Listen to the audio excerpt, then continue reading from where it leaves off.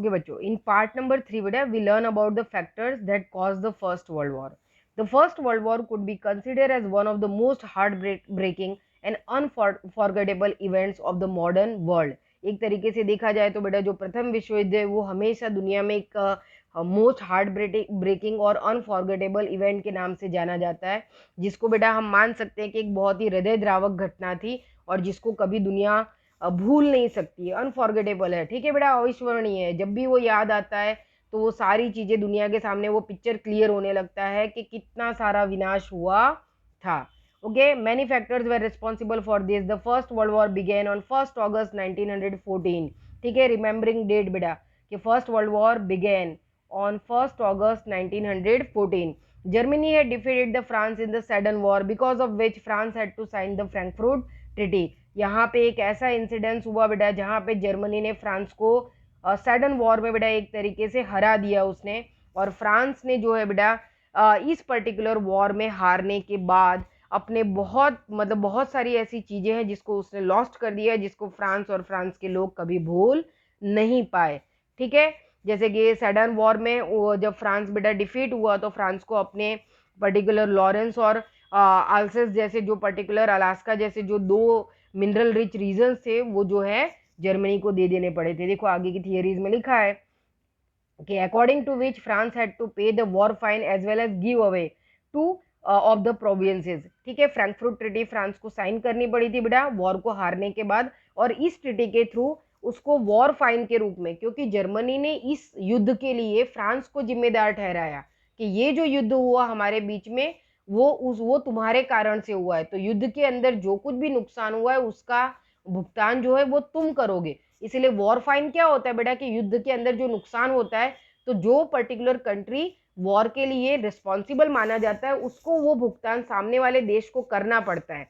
तो यहाँ पे जो है जर्मनी को फ्रांस को जर्मनी को जो है बेटा वॉर फाइन पे करना पड़ा था. वॉर फाइन पे करने के साथ साथ उसको जो है पर्टिकुलरली अपने दो बिग प्रोविंसेस जो है बेटा जो लॉरेंस एंड द एब्जज, ये दोनों जो पर्टिकुलर जो प्लेसेस है मिनरल रिच रीजन थे बेटा फ्रांस के, जो फ्रांस की इकोनॉमी की एक तरीके से बैकबोन के समान माने जाते थे बेटा, उसकी रीढ़ की हड्डी जैसे थे जहाँ से उसको रॉ मटेरियल से लेके मिनरल्स तक प्रोवाइड होते थे, वो उसको जर्मनी को दे देना पड़ा था. France had not been able to overcome this humiliation. एक तरीके से देखा जाए तो बेटा बहुत लंबे समय तक फ्रांस जो है वो इस तरीके के बेटा अपमान को जो है वो भूल नहीं पाया था बेटा. फ्रांस के लोग इस चीज को भूल नहीं पाए बेटा, इस ह्यूमिलाइजेशन को वो एक तरीके से बेटा किसी भी तरीके से उन्होंने सही नहीं ठहराया. Thus, the Frankfurt Treaty itself was the cause of the First World War, the end of a war showed and the seed of the future war. और आखिरकार यही मान के हम चलते बेटा कि यही फ्रांस की जो फ्रैंकफर्ट ट्रीटी है जो फ्रांस को जो है वॉर में डिफीट होने के बाद साइन करनी पड़ी थी 1871 में, और कहीं ना कहीं यहाँ से ही बेटा जो बोलते हैं ना कि शीड जो है वो एनिमिटी यानी कि दुश्मनावट के जो बीज है ना बेटा, यहाँ से ही जर्मनी और फ्रांस के बीच में और फ्रांस के दूसरे सपोर्टिंग यूरोपियन नेशंस के बीच में जो है एक तरीके से शो अप हो गया था, यानी कि बीज जो है बेटा गढ़ चुका था. और कहीं ना कहीं अब इसके अंदर जो दूसरे फैक्टर्स हैं वो एक तरीके से इसको और भी ज्यादा बढ़ावा देते चले जा रहे थे, और कहीं ना कहीं दुनिया के अंदर एक तरीके से देखा जा रहा था कि वॉर की कंडीशंस क्रिएट हो रही थी. आप जब ये सारे फैक्टर्स में समझाऊंगी ना बेटा तो आपको ऐसा लगेगा कि यार अभी जो चल रहा है ना पिछले 1-2 साल से बिल्कुल सेम एज ऐसी सिचुएशंस हो रही है, तो सही में क्या थर्ड वर्ल्ड वॉर होने वाला है. आपको हर टॉपिक में बेटा ये रियलाइज होगा जब जब मैं आपको एक एक फैक्टर समझाऊंगी ना. आपको वापस से इस 2 साल में अगर आप न्यूज वगैरह देखते होगे, आपने आसपास के भी सिचुएशंस को देखा है, चाहे वो चाइना और अमेरिका के बीच के डिफरेंसेस देखो, अमेरिका और ईरान के बीच के डिफरेंसेस देखो, चाइना और इंडिया के बीच के डिफरेंसेस देखो, जापान ताइवान इनके बीच के चाइना के डिफरेंसेस देखो, रशिया और दूसरे अनदर अमेरिका ईरान इनके बीच के डिफरेंसेस देखो, तो ये सारी चीजें वापस से वही के वही रिपीटेड हो रहा है. यानी कि हम मान के चल सकते हैं कि इतिहास अपने आप को दोहरा रहा है बराबर. इसीलिए पिछले 2 साल से हम न्यूज में जब भी देखते हैं तो बार बार ये टाइटल हो जाता है कि क्या तीसरा विश्व युद्ध होने वाला है. तीसरा विश्व युद्ध की आहट सुनाई दे रही है, तो सुनाई दे रही है क्यों? क्योंकि दुनिया उस दौर से गुजर चुकी है और दुनिया को पता है कि ऐसे ही कुछ रीजंस उस समय भी क्रिएट हुए थे और फर्स्ट वर्ल्ड वॉर हुआ था। तो सेम एज ऐसी ही सिचुएशन अब क्रिएट हो रही है और दुनिया इस चीज को महसूस कर रही है कि भाई ये तो बिल्कुल वैसा ही हो रहा है जैसा 100 साल पहले हुआ था। तो अभी भी दुनिया क्या है बेटा, थोड़ी सी सजग है। क्यों? क्योंकि हमने फर्स्ट वर्ल्ड वॉर और सेकेंड वर्ल्ड वॉर के रिजल्ट को भी देखा है। इस वजह से कितनी भी क्रिटिकल सिचुएशन आ रही है ना, उसको बातचीत के थ्रू, नेगोशिएशन के थ्रू समझाने की कोशिश की जा रही है, रोका जा रहा है ताकि ऐसी सिचुएशन ना हो। क्योंकि अगर इस तरीके की वॉर स्टार्ट हो गई बेटा, तो दुनिया के लगभग 90% कंट्रीज बेटा एक तरीके से बिल्कुल खत्म हो जाएंगे, बहुत बैकवर्ड चले जाएंगे, डेवलपमेंट रुक जाएगा, इकोनॉमिकल वेल्थ खत्म हो जाएगी। बराबर एक तरीके से देखा जाए तो उस समय स्टारवेशन से लेके, अनएम्प्लॉयमेंट से लेके, भूखमरी से लेके बेटा कंगाली तक के हर तरीके के हालात क्रिएट हुए थे, वही चीजें फिर से हो जाएगी। तो यहाँ पे एक एक फैक्टर्स को समझने के बाद आपको बार बार रियलाइज होगा कि यार अभी भी तो हम अक्सर आजकल न्यूज देखते हैं तो ऐसी चीजें हम दुनिया में होते हुए देख रहे हैं। तो ये बहुत बड़ी बात हो जाती है। तो इसको बेटा समझने की जरूरत है हमको, ओके, कि किस तरीके से ये पर्टिकुलर जो फैक्टर्स है बेटा वो जो है क्रिएट हो रहे हैं। ओके, तो यहाँ पे हम देख सकते हैं कि किस तरीके से ये सिचुएशंस क्रिएट हुई है। अब देखो हम फर्स्ट फैक्टर को देखते हैं बेटा, इकोनॉमिकल फैक्टर को हम देखते हैं। देखो कि England had established its vast empire in Asia and Africa in the 19th century. It exploded its colonies economically and became the rich. ठीक है बेटा, इंग्लैंड ने कहीं ना कहीं 19th सेंचुरी की शुरुआत से बेटा अपने वास्ट एम्पायर को एशिया और अफ्रीकन कंट्रीज में एस्टेब्लिश कर दिया था। कहीं ना कहीं अपनी इन कॉलोनिज्म के चक्कर में उसने उन एशिया और अफ्रीका के ज्यादातर कंट्रीज को एक तरीके से जो है शोषित किया, एक्सप्लोर्ट किया और अपने आप को रिच बनाया। और बेटा कहीं ना कहीं due to the industrialisation and the colonisation, Europe required the use quantity of a raw material.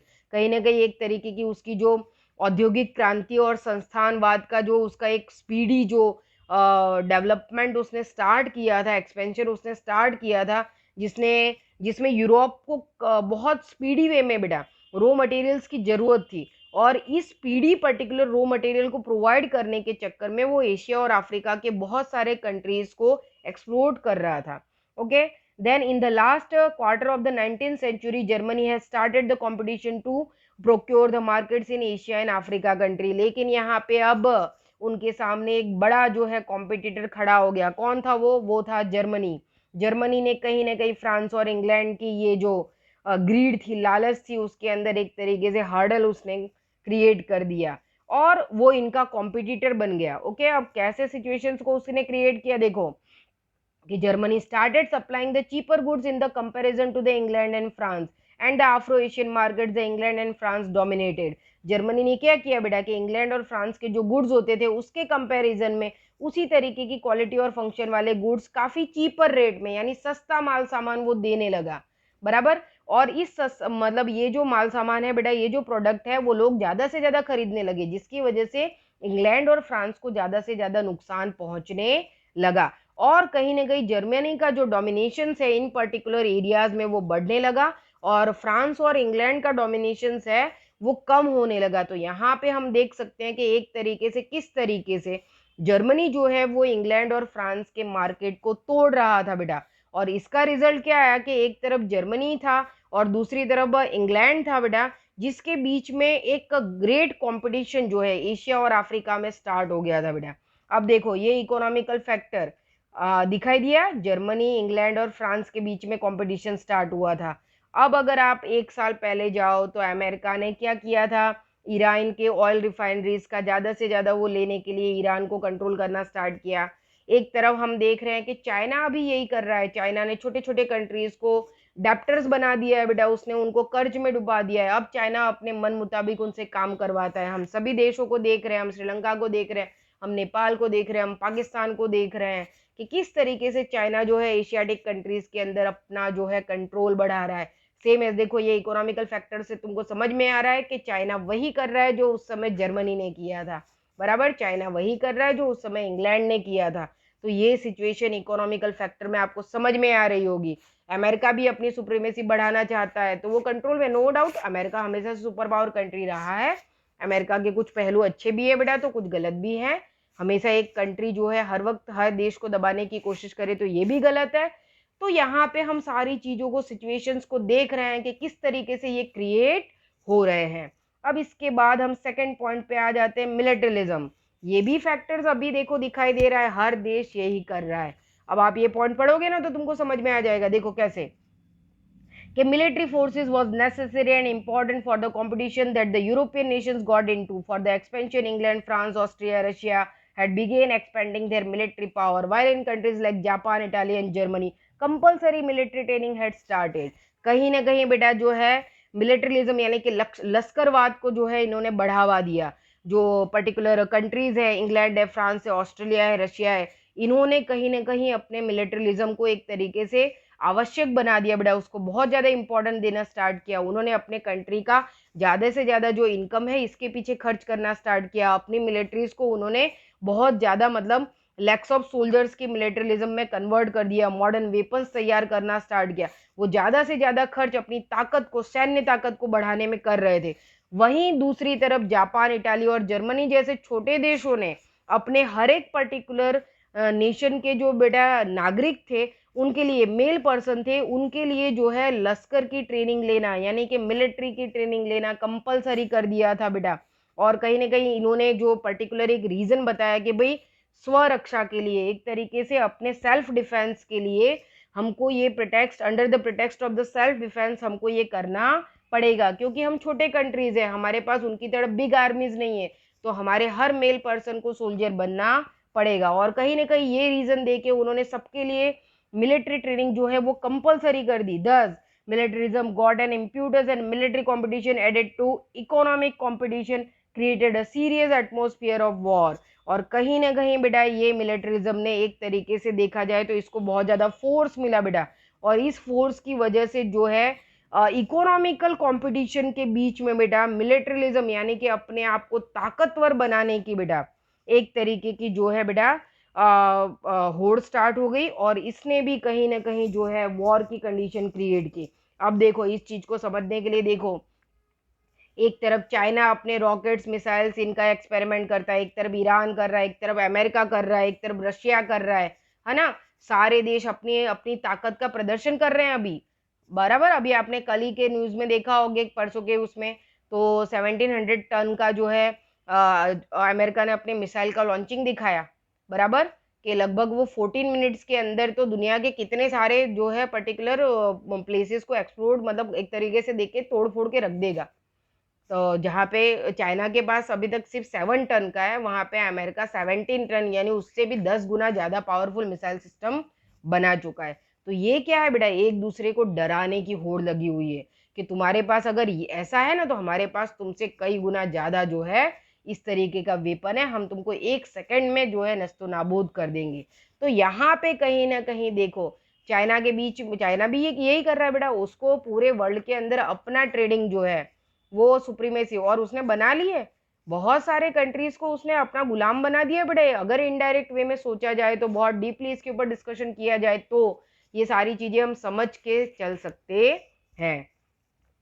अब थर्ड फैक्टर आ जाता है बेटा ग्रुपिज्म, सीक्रेट ट्रीटीज, बराबर, इसको भी समझ सकते हो आप। कहीं ना कहीं अंदरूनी एक तरफ ये बताया जा रहा था कि भाई नहीं, सिचुएशंस को जो है सही किया जाए, लेकिन अंदर अंदर जो है बेटा एक तरीके से सीक्रेट ट्रीटीज हो रही थी, ग्रुपिज्म बन रहा था, देश जो है अपना अपना ग्रुप बना रहे थे। जैसे चाइना कैसा कर रहा है अभी, वो पाकिस्तान को, नेपाल को, हाँ ईरान को, बहुत सारे कंट्रीज को, तुर्क को अपने साथ लेने की कोशिश कर रहा है ना, और वो भारत के खिलाफ उनको खड़ा कर रहा है, ताकि क्या है कि एशियाटिक नेशन में वो सबसे ज्यादा मजबूत और बड़ा दावेदार बने। अगर कोई भी क्रिटिकल सिचुएशन क्रिएट हो तो ये कंट्रीज उसको सपोर्ट करें और हम इंडिया को वो अकेला कर दे। पर ऐसा नहीं हो पाएगा बेटा, भारत ने हमेशा, हजारों साल से, भारत का आज का नहीं है, इंडिया का तो हमेशा से ये कल्चर रहा है कि उसने अपने साथ बहुत ही अच्छे मतलब फ्रेंडली रिलेशन ज्यादातर कंट्रीज के साथ बनाए। इवन भारत को तो चाइना से भी कोई वो नहीं है, अगर चाइना हमको डिस्टर्ब ना करे, हमारे पर्टिकुलर एलओसी को डिस्टर्ब नहीं करे, तो हमको उससे कोई नुकसान नहीं है। लेकिन अगर वो हमको छेड़ता है तो फिर हम भी उसको नहीं छोड़ेंगे, बराबर ना। तो ये ग्रुपिज्म देखो अभी भी दिखाई दे रहा है, तब भी यही हुआ था। Groupism and secret treaties played a major role in the first world war. The world was divided into two groups before the first world war on the One side was the group of Germany, Austria, Hungary, Bulgaria and Turkey, while on the other side was the group of England, France, Russia and Japan. आप देख सकते हो दुनिया किस तरीके से but रही है। जर्मनी के ग्रुप में आप देख सकते हो कि ऑस्ट्रिया है, हंगरी है, बल्गेरिया है, तुर्की है, और इंग्लैंड के ग्रुप में आप देख सकते हो फ्रांस है, रशिया है, जापान है। अ फीलिंग ऑफ जेलसी, एक तरीके से देखा जाए बेटा तो इनके अंदर एक तरीके से बेटा ईर्षा जो है, एक दूसरे के प्रति जो है जेलसी बेटा क्रिएट हुई, दुश्मनाहट, एनिमिटी, मिसट्रस्ट, एक तरीके से भरोसा टूट गया बेटा। फियर एंड द हेट्रेड, एक तरफ एक दूसरे के प्रति तिरस्कार की भावना बेटा, एक तरीके से एक दूसरे से डरना, एक दूसरे के ऊपर शंका कुशंका करना, ये सारी चीजें बेटा इन देशों में हो गई। आज देखो आज की भी सिचुएशन ऐसी है, कोई भी देश दूसरे देश के ऊपर भरोसा नहीं करना चाहता है। देखो भारत का तो भरोसा हर जगह से टूट रहा है। नेपाल जैसा छोटा सा कंट्री जो आज तक भारत के खिलाफ कभी बोला नहीं, वो भी अब चाइना की भाषा बोल रहा है। दिख रही है आपको सेम एज वही सिचुएशन। तो यही हो रहा है जो तब भी हुआ था। Then was an important factor of the first world war. और कहीं ना कहीं ये जो मिसट्रस्ट है बेटा, ये जो अविश्वास है, ये जो तिरस्कार है, ये जो शंकाएं हैं, ये जो डाउट्स है, और ये जो एक दूसरे को दुश्मन मानने की कि भाई ये मेरा कॉम्पिटिटर है, ये तो मेरा एनिमी है, ये मेरा दुश्मन है, और एक दूसरे के से ईर्ष्या करना बेटा, जलन करना, जेलसी रखना कि भाई उसका डेवलपमेंट, वो कंट्री कैसे मुझसे ज़्यादा डेवलप हो सकता है, मैं ऐसे हर्डल्स क्रिएट करूँ कि उसका डेवलपमेंट रुक जाए। इस तरीके की चीज़ें पीछे के तरीके से बेटा एक तरीके से हो रही है, हिडन वे में हो रही है। इसी को कहते हैं ग्रुपिज्म, इसी को कहते हैं सीक्रेट ट्रीटीज, जो हमको 100 साल पहले की दुनिया में भी दिखाई दी थी, और सेम एज अभी भी वही सिचुएशन क्रिएट हो रही है। इसीलिए बार बार बोल रहे हैं ना कि तीसरे विश्व युद्ध की आहट सुनाई दे रही है। तो 100 साल पहले दुनिया ये सारी चीजें देख चुकी है, इस वजह से बार बार ये शब्द मुंह से निकल जा रहा है। ओके, अब नेक्स्ट पार्ट में बाद में हम 4, 5 और 6 पॉइंट पढ़ेंगे। ठीक है बेटा, थैंक यू।